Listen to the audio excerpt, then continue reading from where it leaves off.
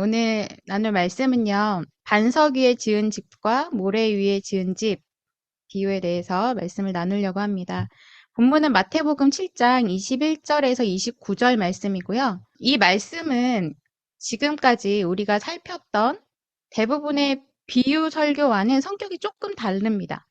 비유의 말씀 자체로 한편의 설교가 이루어졌다기보다는 예수님께서 말씀을 가르치시던 중에 청중들이 보다 쉽게 이해할 수 있도록 예시의 성격으로 이 본 비유를 언급하신 거예요. 교회학교 출신이라면 반석 위에 지은 집, 모래 위에 지은 집 할 때 제가 어린 시절, 초등학교 시절에 이 곡을 얼마나 열심히 외우고 부르고 율동했는지 모릅니다. 그러면서 나는 반석 위에 집 짓는 그런 믿음의 사람이 되어야지 라고 가열차게 아주 다부지게 다짐했던 기억이 나요. 나는 절대 모래 위에 집을 짓는 그런 바보 같은 사람 되지 않을 거야 라고 생각을 했었던 것 같아요.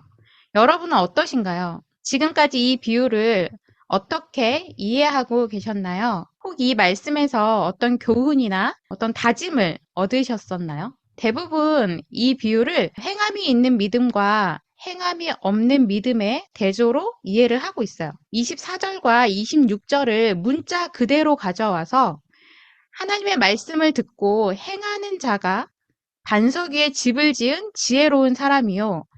하나님의 말씀을 듣고 행하지 않는 자는 모래 위에 집을 지은 어리석은 사람이라는 것이죠. 이 비유를 주제로 한 설교 중 특히 아이들을 대상으로 한 설교 여러 편을 찾아봤어요. 근데 대부분 위의 내용처럼 설명하고는 자, 그러니 우리는 예수님의 말씀대로 순종하며 살아가는 지혜로운 사람이 되도록 합시다. 혹은 우리가 하나님의 말씀에 순종하면 반석 위에 집을 지은 사람처럼 그 어떤 어려움도 당하지 않을 거예요. 또는 비바람과 홍수 같은 큰 어려움을 당하더라도 하나님의 말씀에 순종하면 반드시 하나님이 지켜주실 거예요. 라는 식의 결론을 맺고 있었어요. 과연 예수님께서 말씀대로 행해야 한다.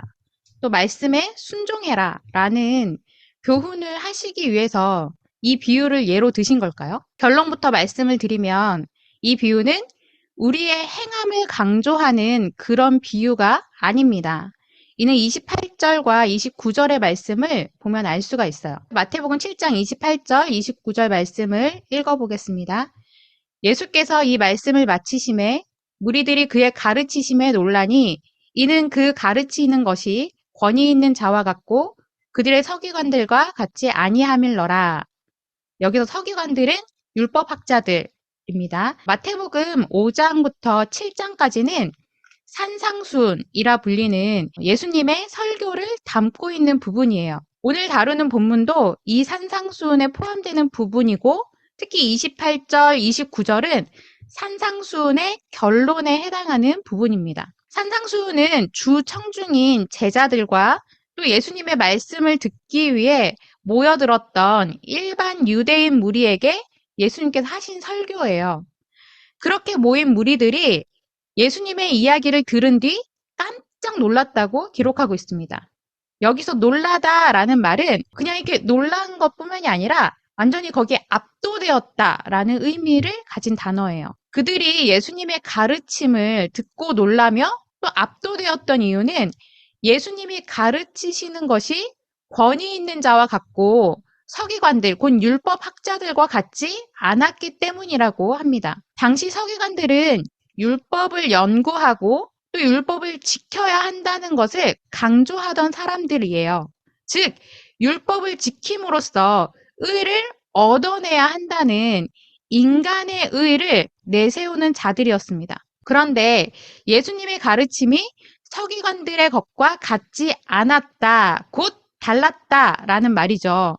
서기관들은 율법을 지켜야 한다고 가르치며 인간의 의를 중요하게 여기던 자들인데 예수님은 그들과 달리 율법 지킴이나 행위를 통한 인간의 의를 가르치지 않았다는 말이 되겠죠. 다시 말해 예수님은 인간의 의가 아니라 하나님의 의, 곧 하나님의 은혜와 사랑으로 값없이 베풀어 주시는 의를 말씀하고 계시다는 거예요. 따라서 이 비유를 율법 지킴과 행함, 그리고 인간의 의에 대한 강조로 해석을 하면 안 된다라는 말입니다. 그런데 사실 오늘 본문의 말씀에는 우리를 참 헷갈리게 하는 부분이 있어요. 예수님께도 분명 행함에 대해 말씀하고 계시기 때문이에요. 그렇다면 예수님이 말씀하시는 행함과 서기관들이 말하는 행함이 무엇이 다른 것인지 알아볼 필요가 있겠죠. 이제 7장 21절 말씀 읽겠습니다. 나더러 주여 주여 하는 자마다 다 천국에 들어갈 것이 아니요 다만 하늘에 계신 내 아버지의 뜻대로 행하는 자라야 들어가리라. 이 구절을 보면 예수님께서 성도의 행함에 관해 언급하고 계시죠. 그런데 그 행함은 아버지의 뜻대로 행하는 행함이라고 말씀하세요. 그리고 바로 이어지는 22절에서 아버지의 뜻대로 행하는 행함이 아닌 다른 행함에 대한 경고를 하고 계십니다. 22절 읽을게요. 그 날에 많은 사람이 나더러 이르되 주여 주여 우리가 주의 이름으로 선지자 노릇하며 주의 이름으로 귀신을 쫓아내며 주의 이름으로 많은 권능을 행하지 아니하였나이까 하리니 이 구절의 그날, 이 그날은 심판의 날을 가리킵니다. 심판의 날에 많은 사람이 예수님께 구구절절히 하소연하는 장면이 나오고 있어요. 그들은 예수님을 주여 주여 라고 부르며 우리가 사는 동안 주의 이름으로 선지자 노릇을 했고 주의 이름으로 귀신도 쫓아냈고 주의 이름으로 많은 권능을 행했습니다 하면서 자신들이 행한 일들을 주님 앞에 쫙 늘어놓고 있어요.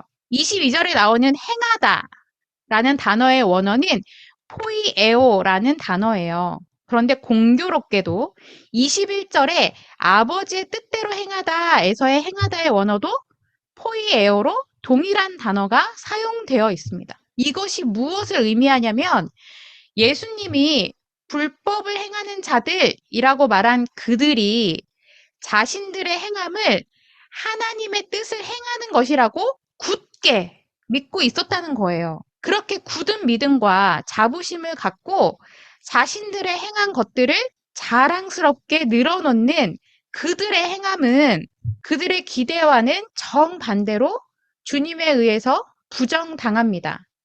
23절 읽겠습니다.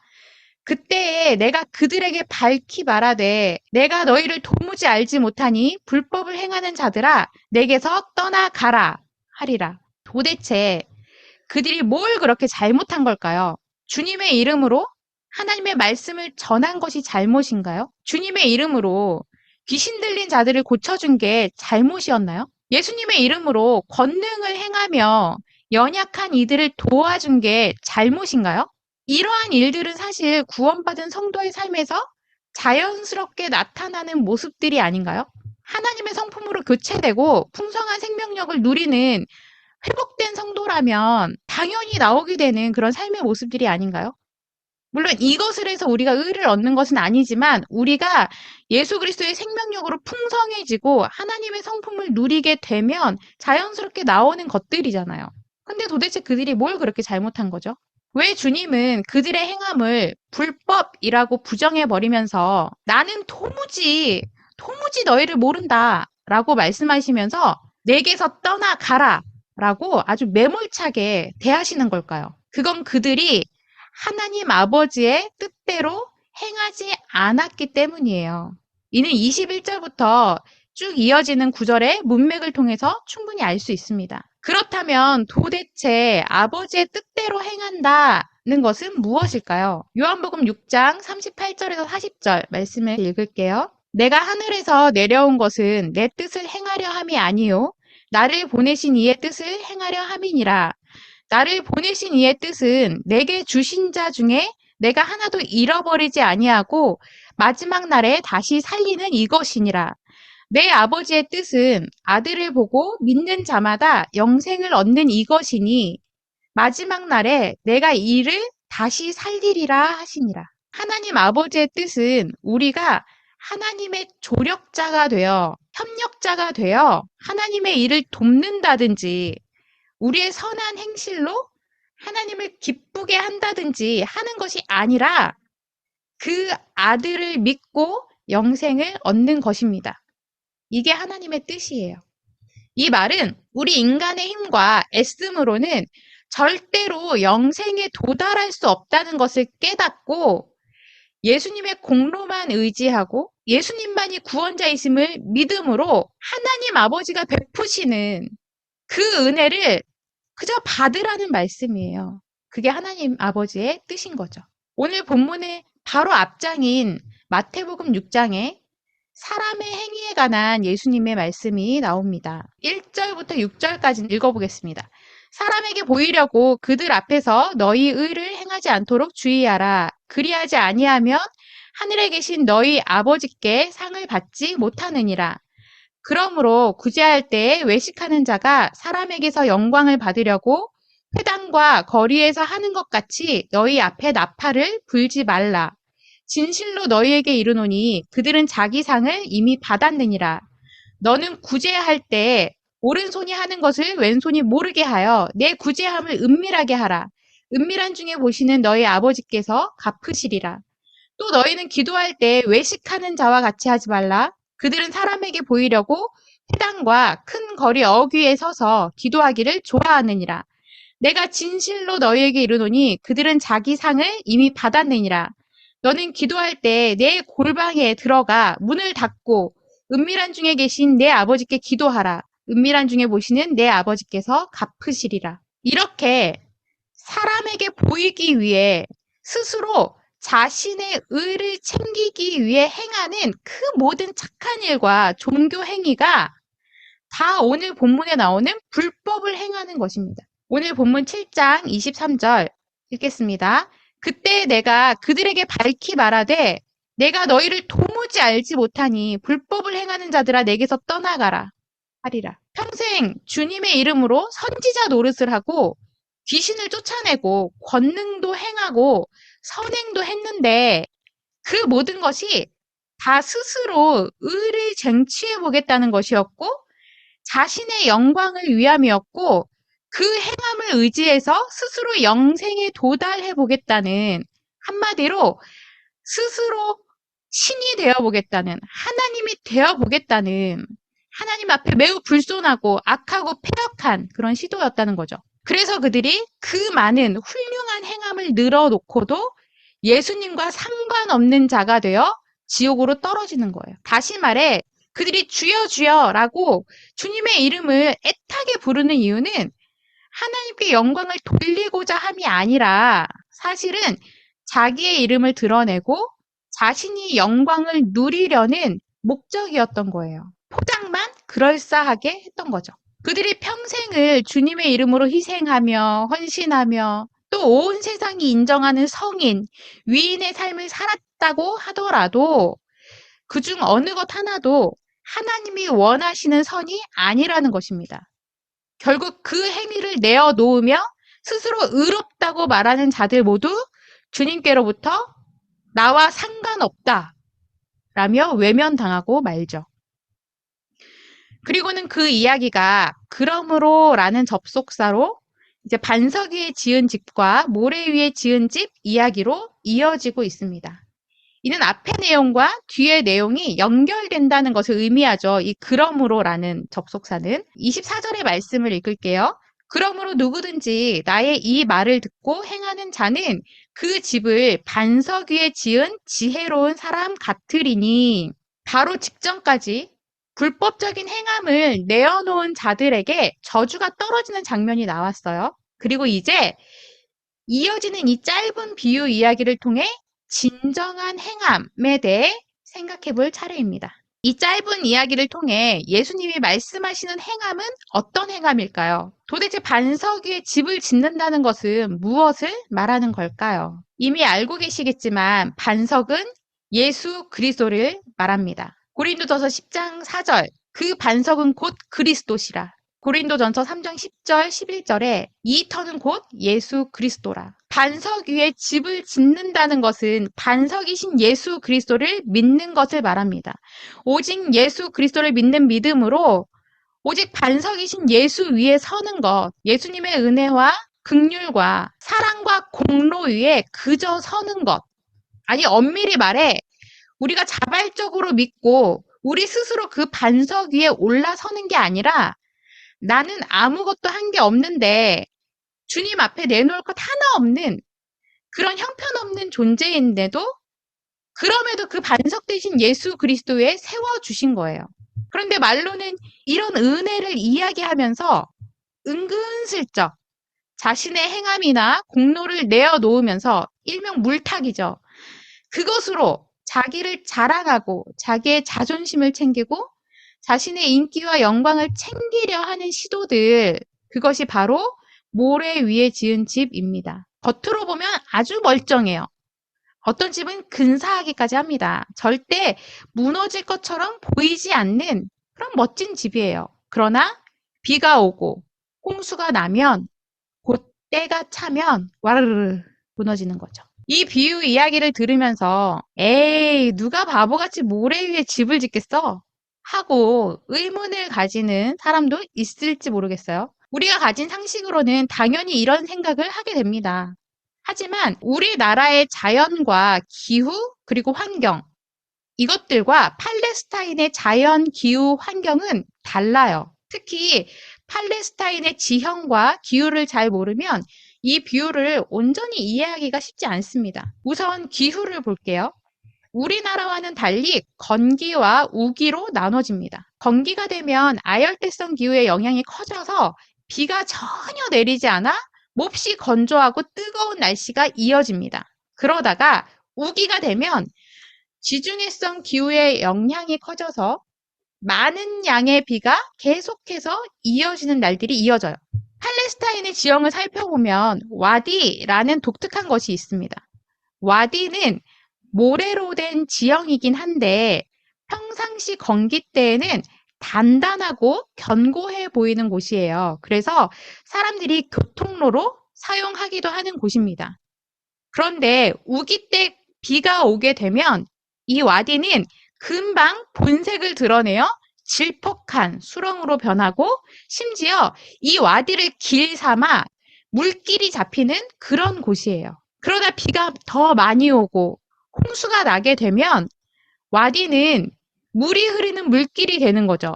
큰 물이 흐르는. 물이란 게 얼마나 무서운지 우리 얼마 전 서울과 여러 지역에 쏟아진 폭우로 홍수가 났던 상황을 생각해보면 쉽게 이해가 되죠.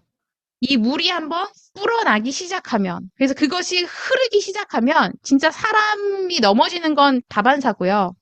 진짜 집이 무너지기도 하는 사례를 많이 봅니다. 이 비유는 이런 팔레스타인의 지형과 기후에서 충분히 발생할 수 있는 일을 예로 들어서 평상시 말짱해 보이는 와디에 집을 지을 경우 우기 때 홍수가 나면 집이 무너질 수 있는 상황을 얘기하고 있는 것입니다. 모래 위에 지은 집이라는 것은 겉으로는 훌륭한 종교 행위와 감동이 되고 그리고 사람들에게 모범이 되는 그런 착한 행실처럼 선한 행위처럼 보이는데 나중에 심판대 앞에 갔을 때 심판의 날에 그 모든 것이 하나님의 영광을 위한 것이 아닌 자기 자신의 영광을 위한 것임이 드러나게 되는 불법한 행위로 판정이 되는 그런 행위들을 말하는 거예요.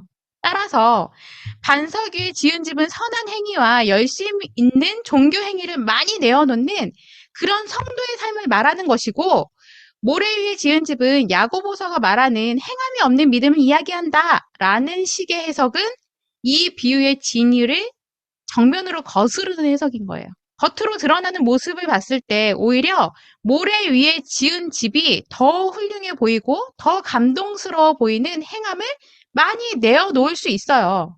그런데 그 행함이 전부 자기 자신이 인정받는 것, 자기 만족감, 자신의 가치를 증명하고 자신의 영광을 챙기기 위한 행함일 때 그들은 그 행함으로 인해 심판을 받게 되는 겁니다. 그러나 반석이 지은 집은 어떤 선한 행위나 종교적 행위를 하더라도 오로지 예수님의 은혜만을 의지하여 예수님의 영광만을 구하는 면목 없이 아무 공로 없이 겸손한 행함을 내어놓게 되는 거라는 거죠. 어떤 면에 있어서 반석 위에 지은 집은 오히려 모래 위에 지은 집보다 행함이 덜 할 수도 있어요. 이 말은 스스로 왕이 되어 주체가 되어서 자신의 의를 이루려는 그런 자들의 삶보다 값없이 하나님의 은혜로 의롭다함을 받은 성도의 삶이 겉으로 봤을 때는 덜 거룩해 보이고 덜 성숙해 보일 수도 있다는 말이에요.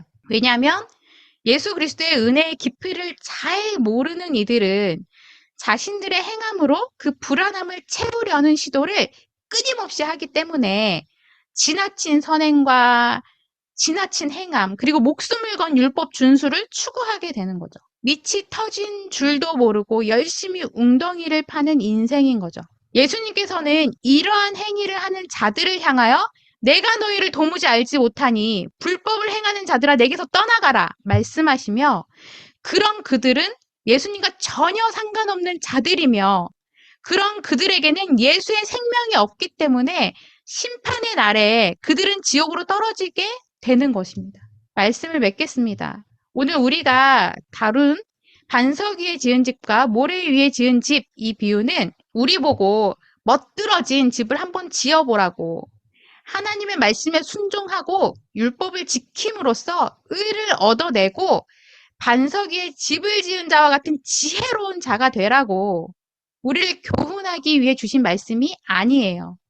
이 말씀은 반석이신 예수 그리스도 위에 오직 유일한 구원자이신 예수 그리스도께 딱 달라붙어 주님이 우리에게 값없이 베푸신 구원의 은혜를 은혜로 깨닫고, 우리는 감히 하나님 앞에 내놓을 행위나 선 같은 게 하나도 없는 자이며 때문에 참으로 면목 없지만 그 은혜만을 의지할 수밖에 없는 우리 자신의 그 위치를 알고 예수 그리스도를 통하여 하나님 자신이 이루신 일, 곧 구원의 완성을, 우리로 영생을 얻게 하신 그 은혜를 인식하고 그 은혜만을 붙잡는 것이 성도의 삶임을 말씀하시는 겁니다. 은혜를 은혜로 아는 삶, 이것이 바로 반석 위에 집을 지은 자와 같이 지혜로운 자의 삶임을 말씀하고 있는 거예요. 나에게서 내세울 것 하나 없이 그저 하나님의 은혜만을 구하는 것, 예수 그리스도를 통해 일방적으로 주시는 그 구원을 받은 자가 하나님의 구원하심의 은혜를 알고 그저 감사와 찬양을 드리는 것, 이것이 바로 하나님의 뜻대로 행하는 것이요, 우리가 하나님께 유일하게 내어 놓을 수 있는 행함인 것입니다. 오늘 이 시간 내가 혹 겉으로는 은혜를 말하지만 참 이건 저 자신한테 하는 얘기이기도 해요. 내 내면의 깊은 곳에서는 인정받기 위해서, 또 나 스스로 의를 쟁취하기 위해서 부단히도 애쓰고 노력하고 또 이를 악물고 버티며 살고 있지는 않은지 점검해 보기 원합니다. 오늘 여전히 살아 꿈틀대는 나의 육의 생각을 좇아 사는 그 삶을 아버지 앞에 토설하며 다루며 나아가는 시간이 되기를 바랍니다.